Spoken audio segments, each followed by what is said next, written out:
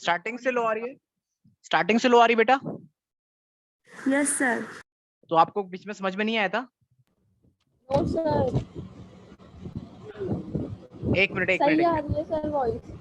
आप सपना एक बार हो सकता है क्योंकि मेरा इंटरनेट तो फ्रिक्वेंटली वर्क कर रहा है, लेकिन अगर एक बार हो सकता है कि शायद आप तक पहुंचने में प्रॉब्लम आ रही हो, तो एक बार आप उस ट्राई कीजिए कि रिजॉइन करके देख लीजिए, शायद आपको प्रॉब्लम खत्म हो जाए। ठीक है, ओके सर।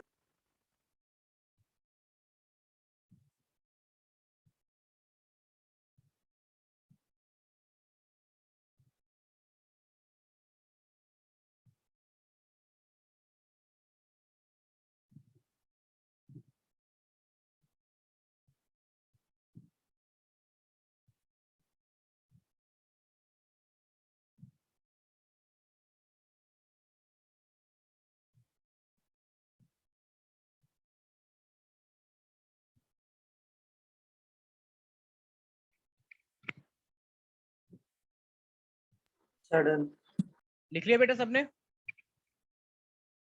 अब ये डायग्राम बनाने की नीड नहीं है, बट ये डायग्राम बस एक इसका स्क्रीनशॉट ले लो ताकि आपको पता रहे कि कैसे बॉन्ड होते हैं। बस स्क्रीनशॉट ले लो, इसके अलावा आपको बनाने की नीड नहीं है diagram. Okay, sir 7th number पे कौन सा बॉन्ड था? पेप्टाइड बेटा, पेप्टाइड।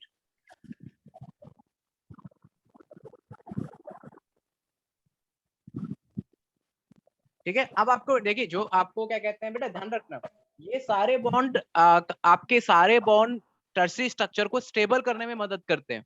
कोई भी बॉन्ड हो, बस टर्सरी स्ट्रक्चर दोबारा से अपनी ओरिजिनल पोजीशन में ना चला जाए। वर्षा पर माइक ऑफ करिए। टर्सरी स्ट्रक्चर दोबारा से अपनी सेकेंडरी स्ट्रक्चर में ना कन्वर्ट हो जाए, इसके लिए ये सारे बॉन्ड है आपके। वो इसमें देखिए, ध्यान रखना, जो इलेक्ट्रोस्टैटिक बॉन्ड है, वॉन्डरवॉल्स, ये आपका फिजिकल बॉन्ड होता है और ये सबसे वीकेस्ट है। इन सब में से भी अगर आप फाइंड आउट करो ना, सबसे वीक बॉन्ड होता है वॉन्डरवॉल्स बॉन्ड, सबसे वीक होता है। ये तो हल्का सा भी, जरा सा भी आपने इवन लाइक इतना होता है, लो टेम्परेचर भी दिया ना, हल्का सा भी टेम्परेचर दिया, ये टूट जाएगा। ठीक है, ये आप पढ़ोगे एडजॉर्प्शन वगैरह फिनोमिना पढ़ोगे केमिस्ट्री या फिजिक्स में, एडजॉर्प्शन, तो वहां पर ये वॉन्डरवॉल्स बॉन्ड को पढ़ाया जाएगा आपको। ठीक है, ओके, आगे चले बेटा। तो इसका स्क्रीनशॉट ले लो। ठीक है, जस्ट फॉर स्क्रीनशॉट ले लीजिए इसका, ताकि आपको रहे, आपको नोट नहीं करना ना, ऐसा कोई डायग्राम पूछा जाएगा। मुझे तो ये पिक्चर मेरी थी ताकि आपको समझा सके कि डायग्राम कैसे होते हैं बस। Okay,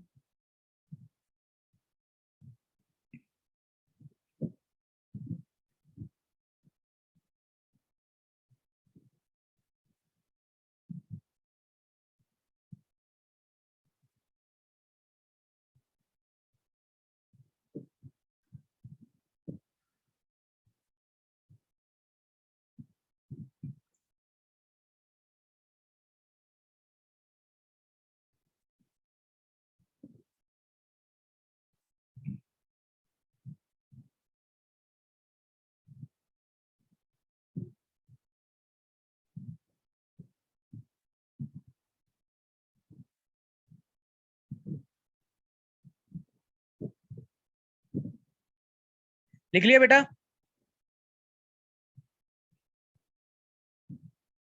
no sir.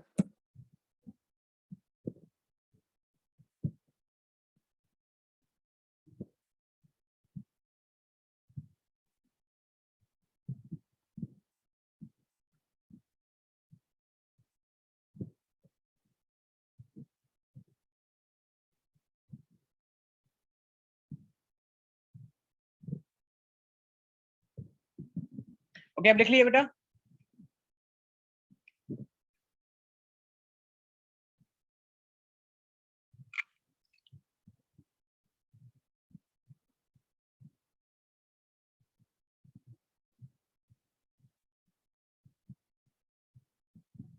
ओके, अब इस डायग्राम को, हाँ बोलिए। सर एक बार आप लास्ट टाइम बची। तो इसमें कह रहा बेटा बोलो, मुझे से वेट कर रहा था।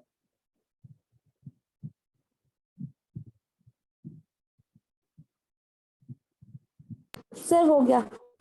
ओके अब ये डायग्राम आपको ड्रॉ करना है एंड लाइक बस आपको ध्यान रखना है कि इस तरीके का। अब देखिए एरो क्या शो कर रहा है बेटा, एरो ये शो कर रहा है एमिनो एसिड्स के मूवमेंट, मतलब एमिनो एसिड का फॉर्मेशन की सीरीज क्या है कि एमिनो एसिड लगातार इस तरीके जुड़ते आ रहे हैं और एट द एंड सी तक पहुंच रहे हैं, क्योंकि आपका एमिनो एसिड कहां से जुड़ते हैं, एन से शुरू होते हैं और सी तक पहुंचते हैं, राइट। तो एमिनो एसिड एन से शुरू होते हैं और सी तक पहुंचते हैं और इस तरीके से एक नेटवर्क को बनाते हैं इस तरह से। तो एक जस्ट एक कॉमन स्ट्रक्चर बना लीजिए उसे, आपको पता रहे कि ये टर्सरी स्ट्रक्चर ऐसा होता है एरो के थ्रू, ठीक है। एक कॉमन स्ट्रक्चर बना लीजिए इसको।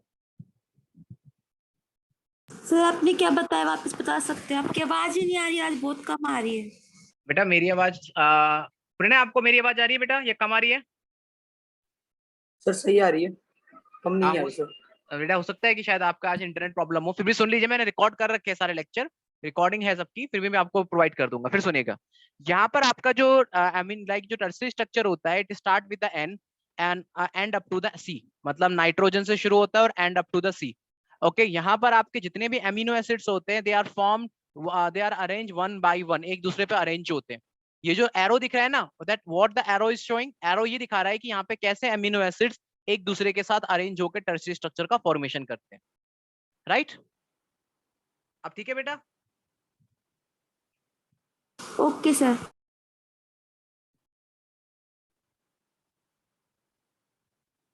ओके जस्ट एक आउट स्ट्रक्चर बना लीजिएगा, आउटलाइन बस इसकी, और इतना कोई नीड नहीं है। सर बना ली। हो गया बेटा सबका? यस ठीक। सर। हाँ ओके, एक मिनट। ये टर्सरी स्ट्रक्चर है, ठीक है, बस इसमें ध्यान रखना, अभी बनाने की नीड नहीं है। बस आपसे अगर हो सकता है कि ये डायग्राम दिमाग में रखना, इसका स्क्रीनशॉट ले लो, क्योंकि बना तो पाओगे नहीं यहाँ पर अभी, तो इसका स्क्रीनशॉट ले लो कि इसमें कौन सा हाइड्रोजन बॉन्ड को ये शो कर रहा है और कहाँ पर ये डाइसल्फाइड बॉन्ड है। ये डाइसल्फाइड बॉन्ड है और यहाँ पर ये जो दिख रहा है ना, ये जो दिख रहे हैं, ये आपका हाइड्रोजन बॉन्ड है। तो दो यहाँ पे बॉन्डों को डिनोट किया गया है और ये दोनों बॉन्ड क्या कर रहे हैं बेटा, ये दोनों जो बॉन्ड हो रहे हैं, ये दोनों के दोनों बॉन्ड, ध्यान रखना, ये दोनों के दोनों जो बॉन्ड है आपके टर्सरी स्ट्रक्चर को स्टेबलाइज करने में मदद कर रहे हैं। इसका एक जस्ट इसका स्क्रीनशॉट ले लो, और नीड नहीं है इसकी बेटा, इसकी भी नीड नहीं है बनाने की, आपको कोई भी समझाने के लिए था बस। ओके, अब आते हैं प्रोटीन के लास्ट स्ट्रक्चर, क्वाटरनरी स्ट्रक्चर के ऊपर। Some protein are an assembly more than the one polypeptide और सब यूनिट्स। कुछ प्रोटीन ऐसे होते हैं जो कि मोर देन वन पॉलीपेप्टाइड और सब यूनिट की असेंबली से बनते हैं। मतलब देखिए, यहाँ पर आप ये मत कंफ्यूज होना कि बीटा शीट भी बेटा मोर देन वन पॉलीपेप्टाइड से बनी थी, लेकिन वहाँ फर्क है। या अब बीटा शीट में क्या आता है, जो मोर देन जो बीटा शीट के अंदर तो क्या आता है, जो मोर देन वन पॉलीपेप्टाइड थी ना, वो मोर देन वन पॉलीपेप्टाइड, इस तरह की मोर देन वन पॉलीपेप्टाइड, वो प्राइमरी प्रोटीन का पार्ट थी। लेकिन यहाँ पर जो मोर देन वन पॉलीपेप्टाइड है ना, अब जो सब यूनिट्स है वो टर्सरी स्ट्रक्चर है। मतलब यहाँ पे एक्चुअली कहने का मतलब है कि मोर देन टर्सरी स्ट्रक्चर आपस में ज्वाइंट होते हैं इस तरीके से, मोर देन इस तरीके से। तो यहाँ पे आप देखेंगे, आप यहाँ पर देखेंगे तो यहाँ पर आपको मोर देन वन आपको टर्सरी स्ट्रक्चर इस तरीके से बाइंड अप करते हैं, पहला, दूसरा, तीसरा, चौथा। तो चार ऐसे टर्सरी स्ट्रक्चर होते हैं जो आपस में कनेक्टेड होते हैं। तो देखिए 4 सब यूनिट्स बन गई, तो मोर देन वन पॉलीपेप्टाइड। तो देखिए ध्यान रखना, यहाँ पर मोर देन पॉलीपेप्टाइड कौन सी, यहाँ पे टर्सरी स्ट्रक्चर में बेटा। बीटा शीट में भी मोर देन वन पॉलीपेप्टाइड थी, लेकिन वहां पर मोर देन वन पॉलीपेप्टाइड जो थी ना बेटा, वहां पर क्या थी, प्राइमरी प्रोटीन थी। लेकिन यहाँ पर जो मोर देन वन पॉलीपेप्टाइड है, मोर देन वन पॉलीपेप्टाइड है, वो टर्सरी प्रोटीन है। So there is a like clear difference between the secondary and the quaternary structure. तो कंफ्यूज मत होना। Manner in which they arrange, in which these individually folded polypeptide or subunit are arranged with respect to each other and they form a various shape of structure। मतलब आपके जब tertiary structure की जो मतलब round shape जो proteins होती हैं, मतलब कहने का मतलब है कि जब राउंड शेप की जो इंडिविजुअल जो फोल्डेड प्रोटीन होती है, वो एक दूसरे के रेस्पेक्ट में अरेंज होती हैं। फिर सुनिएगा, जब आपके टर्सरी स्ट्रक्चर की जो यूनिट्स होती हैं या फोल्डेड जो प्रोटीन होती है, एक दूसरे के रेस्पेक्ट में अरेंज होती हैं, और जब एक दूसरे के रेस्पेक्ट में अरेंज होती हैं तो वैरायटी ऑफ शेप बनाती हैं। कौन कौन सी शेप बनाती हैं? जैसे आपकी बनेगी यहाँ पर क्यूब शेप और प्लेट शेप। मतलब linear string of spheres, linear string of sphere का मतलब क्या है, मतलब लीनियर स्ट्रिंग ऑफ स्फीयर का मतलब है कि ये इस तरीके का एक स्फीयर हो गया। लीनियर स्ट्रिंग ऑफ स्फीयर मतलब आपका एक स्फीयर जो कि आपका एक आपका जो स्ट्रिंग था वो स्फीयर में कन्वर्ट हो चुका है। ऐसे बहुत सारे स्फीयर आपस में एक दूसरे के अगेंस्ट अरेंज होते हैं, इस तरीके से अरेंज हो जाते हैं।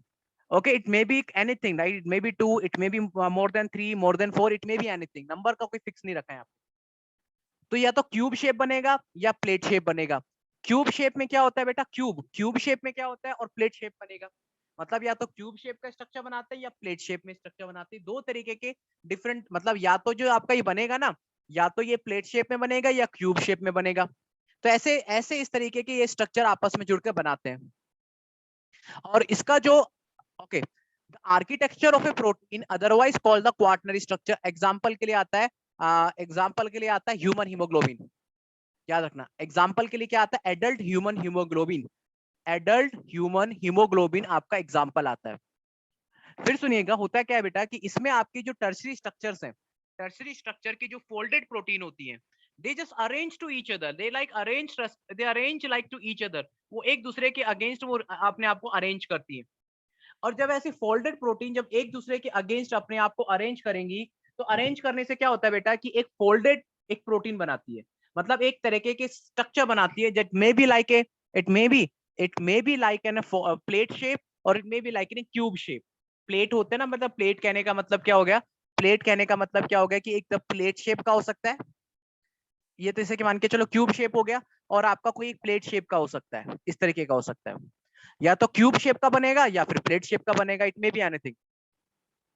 तो ये हो गया बेटा क्यूब।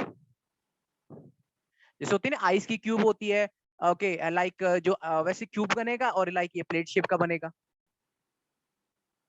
तो इस तरीके के ये शेप बन सकते हैं। और सबसे बेस्ट एग्जांपल इसका है बेटा हीमोग्लोबिन, एडल्ट ह्यूमन हीमोग्लोबिन। ध्यान रखना।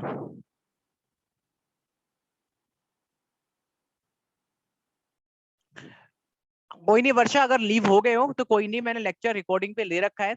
आप एक बार ना जब भी आप मैं आपको रिकॉर्डिंग दूं तो एक बार सुन लेना बीच में से लेक्चर, ठीक है? समझ में आ जाएगा। हो सकता है इंटरनेट की वजह से कम सम टाइम इट में भी अप एंड डाउन्स, तो आप उसको सुन लेना रिकॉर्डिंग को, ठीक है बेटा? इसलिए मैं रिकॉर्डिंग देता हूँ कि बीच में से कोई भी मिस हो जाए पॉइंट, तो आप उसको दोबारा सुन सको। ओके, तो दैट, अब सर सुनिएगा, द टर्सरी स्ट्रक्चर के जो क्यूब्स हैं, सॉरी, टर्सरी स्ट्रक्चर की जो फोल्डेड प्रोटीन होती हैं, they arrange respect to each other and they form two different types, cube और प्लेट। मतलब क्यूब शेप हो गया और एक प्लेट शेप हो गया, इस तरीके से बनाते हैं। और सबसे बेस्ट एग्जांपल आता है एडल्ट हीमोग्लोबिन। अब बच्चे कई बार कंफ्यूज होते हैं किससे गए। मायोग्लोबिन ध्यान रखना टर्सरी स्ट्रक्चर है, लेकिन आपका जो हीमोग्लोबिन वो आपका क्वाटरनरी स्ट्रक्चर है।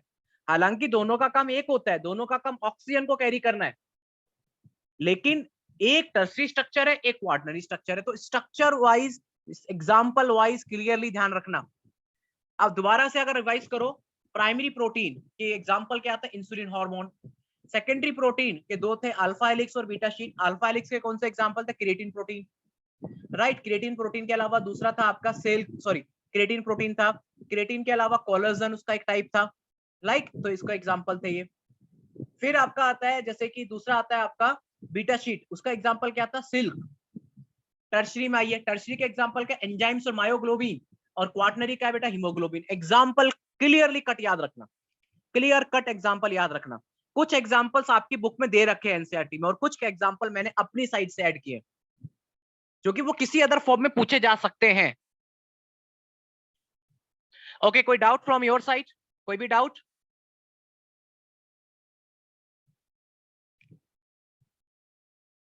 No sir. इशित, कोई डाउट है बेटा? No sir. ठीक है,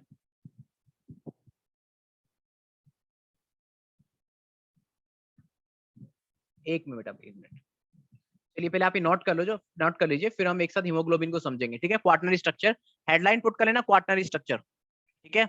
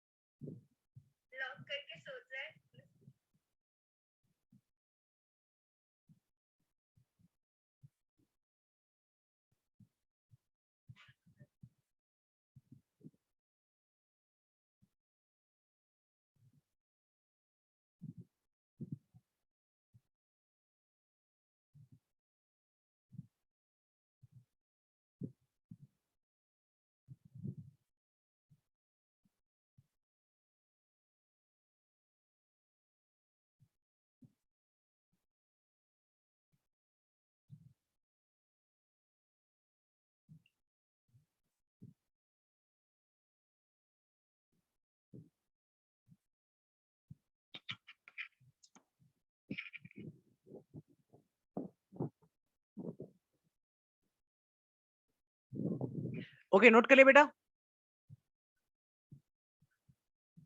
लास्ट टाइम बची।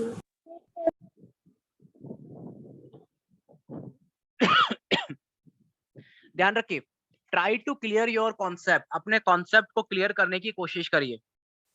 एंड एक याद रखना, अगर आपके कॉन्सेप्ट क्लियर कर रहे हो, आप पढ़ रहे हो, उसके बाद आप ट्राई कीजिए वैरायटी ऑफ बुक्स को सॉल्व करने के लिए। ओके, मैंने हालांकि आपको शीट दी है, इससे सफिशिएंट, फिर भी अगर आप चाहो तो भी आप अदर बुक्स को सॉल्व कर सकते हो। It is up to you if you have. मैं आपको अच्छी अच्छी बायोलॉजी में बुक्स के नाम बता दूंगा, आप उनको सॉल्व करिए।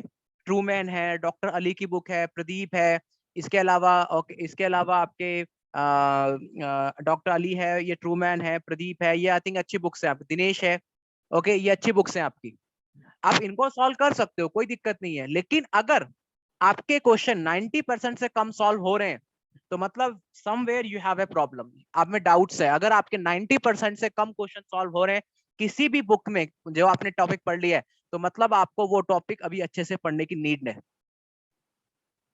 अपने आप को लगातार इवोल्यूएट करते रहो, ध्यान रखना, रुकिए मत, इवोल्यूएट करते रहो। अगर आपको 50-90% से कम क्वेश्चन सॉल्व कर पा रहे हो तो मतलब आपको अभी कहीं ना कहीं आप वीक हो, अभी आप टॉपिक के अंदर वीक हो। आप अभी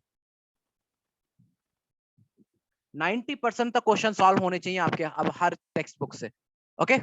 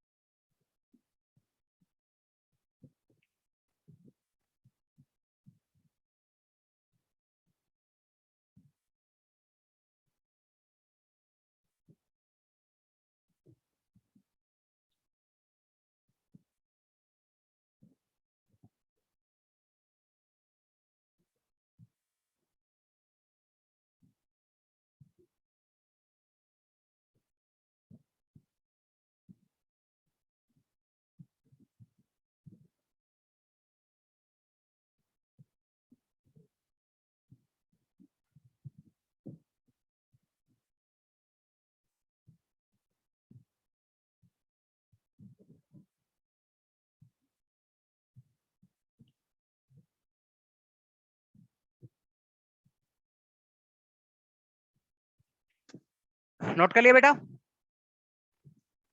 यस सर। ओके, नोट करिए। सर एक बार और दिखा दो।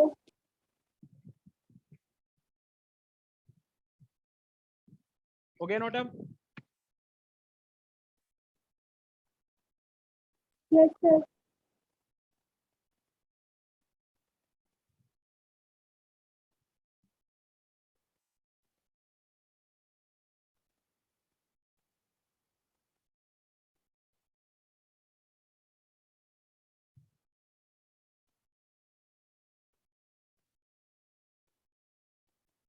ओके, लिख लिया बेटा?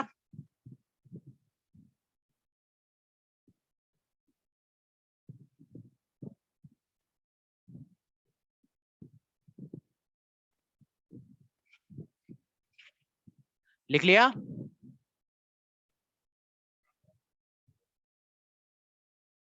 Yes sir. चलिए अब हीमोग्लोबिन के बारे में पढ़ते हैं। हमने जैसे इंसुलिन पढ़ा था ना, हीमोग्लोबिन ही पढ़ेंगे। इट कंसिस्ट ऑफ ए 4 सब यूनिट। इंसुलिन आपकी 2 सब यूनिट में था, and 2 of these are the identical of each other. मतलब यहाँ पर आपके 2 सब यूनिट्स होते हैं, 2 अल्फा होती हैं, 2 बीटा होती है। तो 2 अल्फा एक जैसे होते हैं, 2 बीटा एक जैसे होते हैं। ठीक है, तो मतलब आपके 4 सब यूनिट हो गई, 2 अल्फा की, 2 बीटा की, राइट। 2 सब unit of alpha type and 2 सब unit of beta type together constitute a human haemoglobin. और इसमें Fe+2 प्रोस्थेटिक ग्रुप की तरह कार्य काम करता है। प्रोस्थेटिक ग्रुप के जैसा मतलब होता है जो प्रोटीन के अलावा पाए जाने वाला जो एक्स्ट्रा पार्ट होता है ना। अगर किसी भी प्रोटीन के स्ट्रक्चर में, याद रखना, अगर किसी भी प्रोटीन के स्ट्रक्चर में एक्स्ट्रा पाए जाने वाला पार्ट, एक्स्ट्रा मेटल भी हो सकता है, एक्स्ट्रा कोई वाइटामिन हो सकता है, एक्स्ट्रा कोई कार्बोहाइड्रेट हो सकता है। अगर किसी प्रोटीन के स्ट्रक्चर में एक्स्ट्रा पाए जाने वाला पार्ट, एक्स्ट्रा पाए जाने वाला जो पार्ट होता है, उसको हम प्रोस्थेटिक ग्रुप कहते हैं, राइट। उसको हम क्या कहते हैं? प्रोस्थेटिक ग्रुप कहते हैं। अगर आपके प्रोटीन में जो प्रोटीन के अलावा एक्स्ट्रा जो पार्ट होता है उसे हम क्या कहते हैं? प्रोस्थेटिक ग्रुप कहते हैं, राइट। बेटा यहाँ से लीव कर जाओ क्योंकि यहाँ का टाइम खत्म हो गया, और सेम ग्रुप पे ज्वाइन करिए। ठीक है, सेम ग्रुप पे ज्वाइन करिए आप, राइट। यहाँ से लीव कर जाओ क्योंकि खत्म हो गया, और इसी लिंक पे ज्वाइन कर जाइए आप, इसी लिंक पे, बार बार लिंक अब देने की रिक्वायरमेंट नहीं है।